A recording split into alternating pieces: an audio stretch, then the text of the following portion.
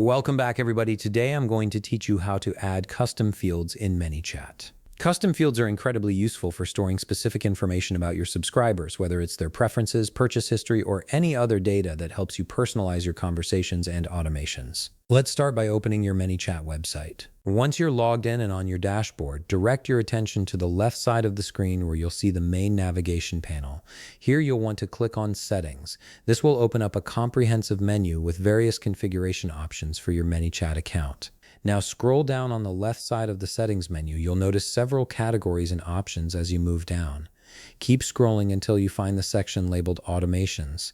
This is where Manychat houses all the tools related to automating your messaging flows and managing subscriber data.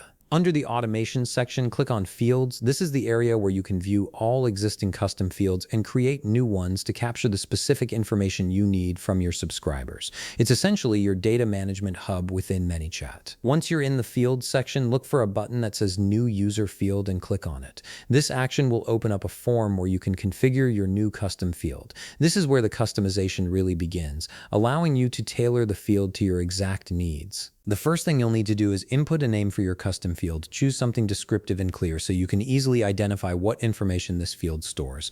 For example, you might name it favorite product, birth date, or subscription tier, depending on what data you're collecting. Next, click on the drop-down menu labeled Type. This is a crucial step because it determines what kind of data can be stored in this field. You'll see several options to choose from, including text, number, date and time, true or false, and array. Select the one that best matches the information you plan to collect. For instance, if you're storing someone's birthday, you'd choose date. If you're tracking whether they've made a purchase, true or false would be appropriate. After selecting the type, you'll see a field where you can give a description if needed.